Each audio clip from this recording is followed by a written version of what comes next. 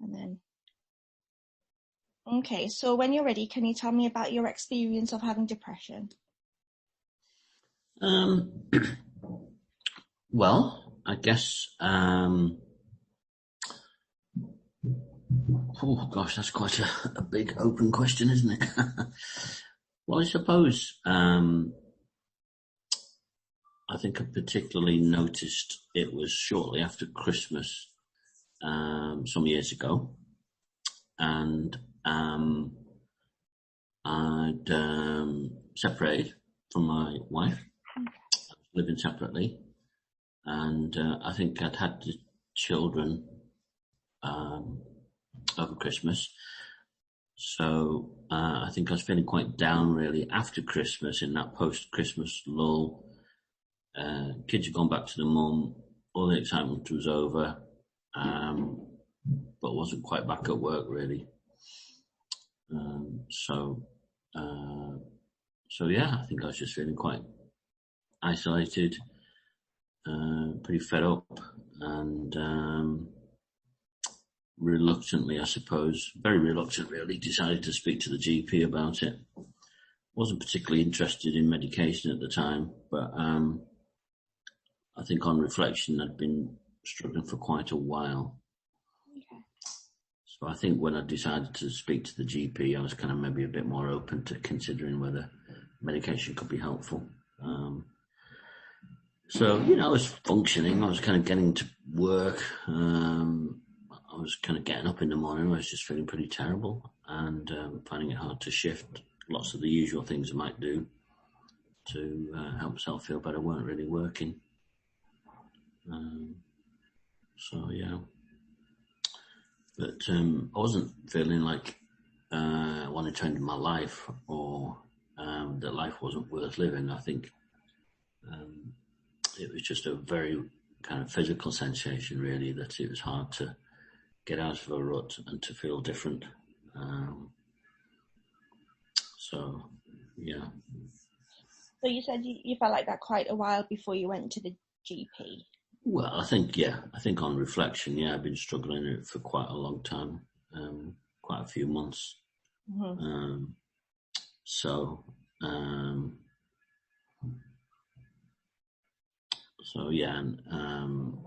It obviously moods go up and down really, and I think my attitude was, it'll just go by itself really, and I'll start to feel better and stuff, but it seemed to be taking a long time. And how did you feel when you were going through that? What was it like for you?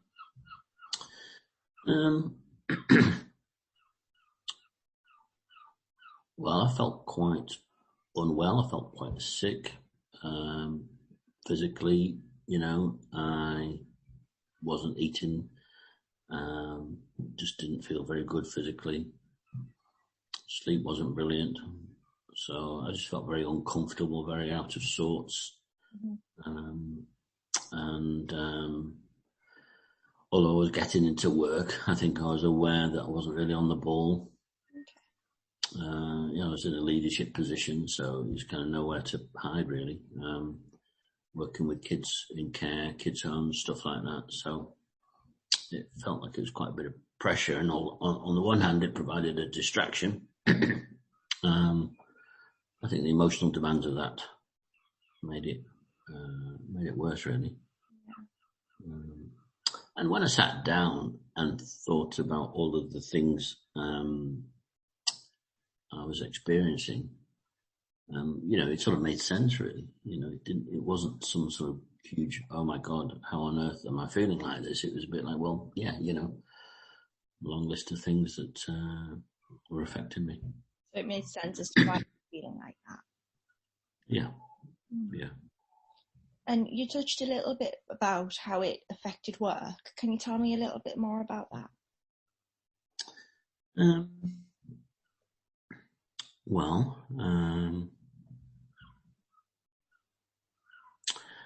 I think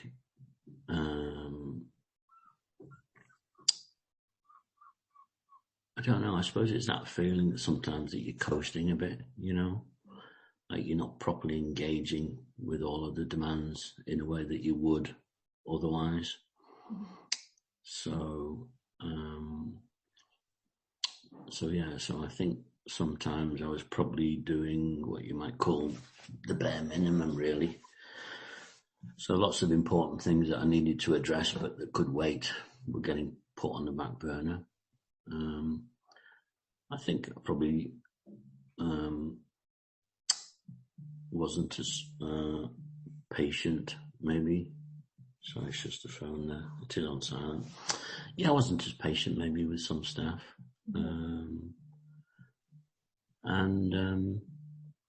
I was just quite well, it wasn't a lot of fun to be with, really, I think. A bit flat, a bit quiet, and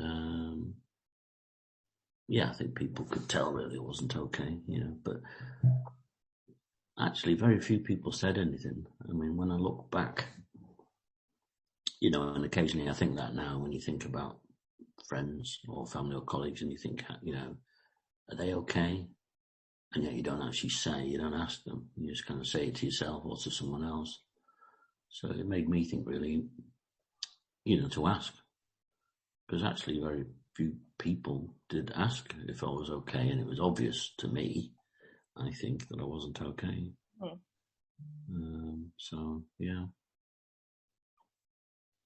And were there anybody apart from the GP that you did speak to about how you were feeling, whether it was at work or at home in your personal life?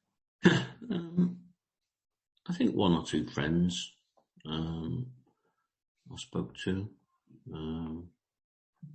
but not really. No, I mean it was mostly something I kept to myself. Yeah. Why do you think that was? Why do you think you didn't tell anybody at work or anybody else? Well, I think in work, I mean, there's always a dilemma, I suppose, about how much to share. And when in a leadership position, the most appropriate person, I suppose, would be my peers or my manager. And I was working not really within a department.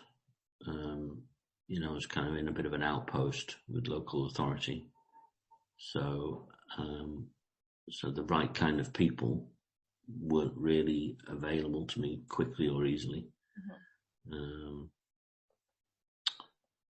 Or if I did meet them, it was one of those things where you just choose your moment, but my manager was quite remote and got on okay with her. But, I think it felt like not an easy thing to speak about. And, I guess there's still an element of embarrassment or shame about it, really, even though it shouldn't be that way. And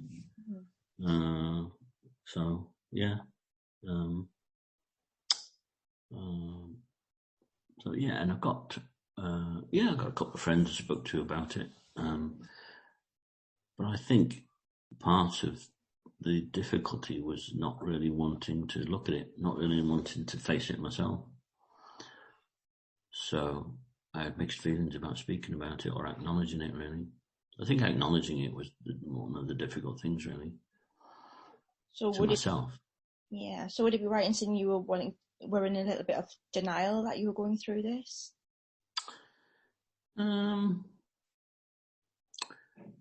I suppose I'd call it more reluctance, not quite as strong as denial, It was more just a reluctance to acknowledge how it was affecting me and that it wasn't going away, And why do you think you were reluctant to acknowledge that? Well, because I guess it means thinking about all of the things that are unhappy, and I think, you spend a lot of time trying to fend off that, really. I think when you're feeling pretty bad, you don't really want to spend a whole lot of time thinking even more about all the bad things, and I guess there's a fear about being overwhelmed by it, really. Mm.